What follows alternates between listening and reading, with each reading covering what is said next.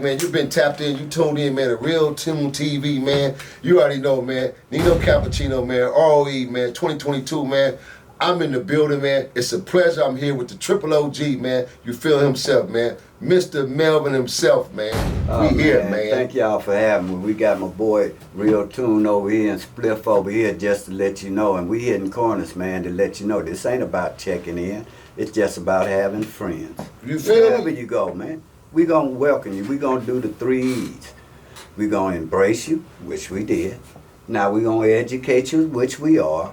And then you're gonna take it back and empower the world. Cause it's y'all world. We just trying to give it back. Gangsta shit. Two niggas with attitude.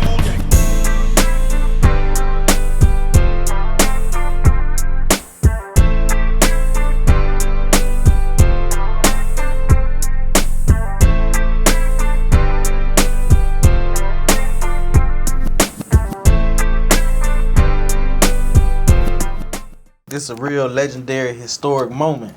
You know what I'm saying? We got a triple OG, OC. Hey, what's going on? Melvin Famer in the house. We got a double OG, Bounty Hunter BJ, a.k.a. Nino Cappuccino CEO, on the chessboard. Yeah. We opening statements, opening moves. Chess, bro. Listen, life is chess, man. Life is chess. See, this, again, what we're doing, it's something we've always done, is conditioning, whether it was behind the walls or sitting in your front yard, your backyard, because this taught us strategically for the streets, whether it was hustling or if you're going out to, hit an enemy or something. It teaches you strategically, man, on how you want to make moves in life. So life is chess, man. Even when you want to, build a success or achieve goals as far as getting money, life is chess, man. And I'm going to set this shit off, man, with something like this here. And also the only way that you win this game is you got to check your mate. That's how you win this game. Not checkmate. Check your mate. So we're gonna sit here and get this little game going, man. And in fact, let me tell you a story about how I learned to play chess at where was that?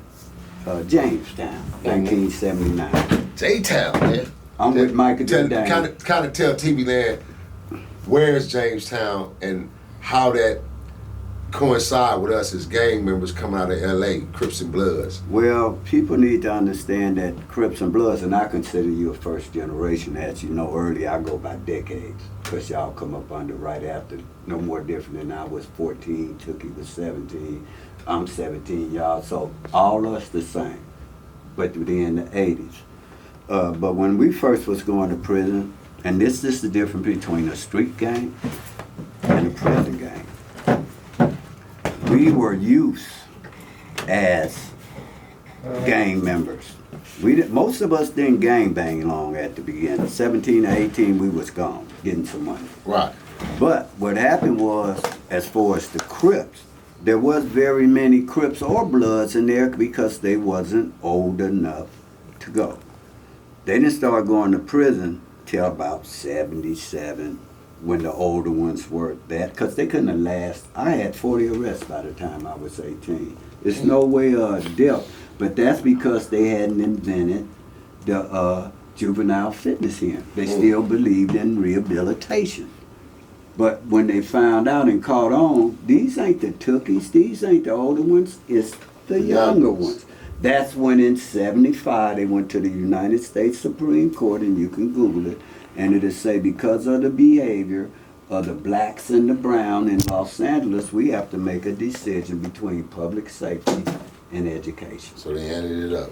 They added it up, and they made it official in 75. Then they amended it, but now that's why Charleston White, anybody in the land where you see them being tried as an adult. So that meant when we started going to prison, the game changed for Crips.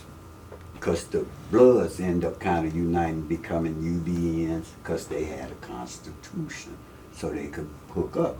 So now everybody in there, including the Mexican Mafia, Aryan Brotherhood, the police, everybody against the Crips. We go there, you got Hugo Pernell, who I heard people speak on that ain't never met him. You got chip fields that's still been in there 50 years to this day in solitary confinement. So now the game done changed where we don't want from predator to prey. They didn't like it. We was coming in there talking about doing damage to blacks. They're pro-black. We're coming in here with this black on black. They wanted us. This before colors. Colors was out, but they hadn't stopped you from wearing them in the pen. Right. They telling us to tuck our flags. We telling them you got to bring it. And I didn't know what a BGF was. So who? Let's back up for real quick. Yeah. Oh, the Jamas, the BGF, the family was telling y'all. Okay. It was the BGF, but you had the Muslims. Was CCOs in there? They just CCOs were all 79 CCOs, Blue Notes, Vanguards, but before that they had the black coats. The Blue Notes was when Turtle, Bad Habit Rabbit, Joseph Beeman, all them were in Tracy where you had to shower with your clothes on. Right. Because if they caught you with your clothes off, whether you whatever, they coming up in there. That's how they end up having the rule, no wearing shower shoes, but in there. Right. That's come back from 77. Their auto yard. Their auto yard, but that's one of the things what was started. James Miller was there. Back then you had James Miller, you had Sugar Bear, you had Tank Magruder, you had Ronnie Elam, you had Taco, get Taco out too. Taco, you had, you just had a gang of them. All of us end up Tony Stacy, and this was the start of us. My God, man. Yeah, it was the start of us though, end up where at the end of the day, we were starting out to do end up at the end of time over 30-something years, all of us combined. Like that. So, Go ahead. So when we got there, the politics really started.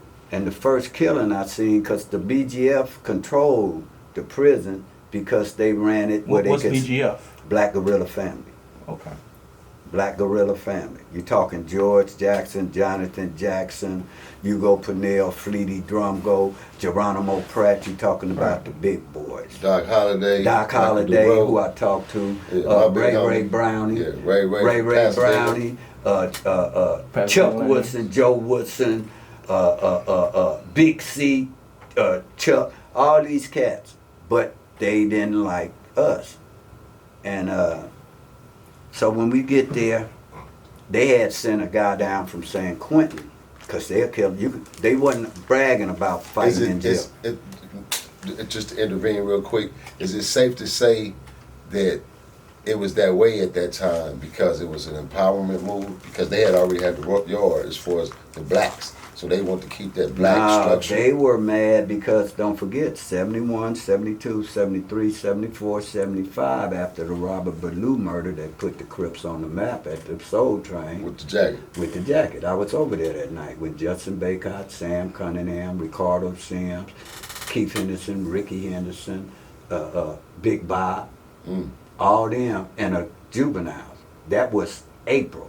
Then the next week, another murder occurred that blew up everybody, and that was the murder of Douglas Green, which is the brother of, I see him, I protect my girl. No, boy, I thought I was like, keep talking. I see it now. Yeah, keep talking. Step that ass right there and back. I was like, oh, I got him. I'm finna check his ass quick in TV land, man.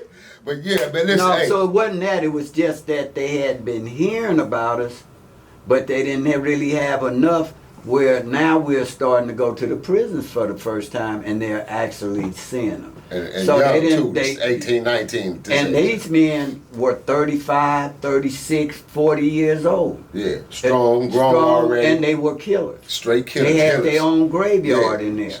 It wasn't no telling. The police will kill you. You'll get a ducat when you'll go get your folks been going to the dentist, and they be relating in you. We didn't know about ducat.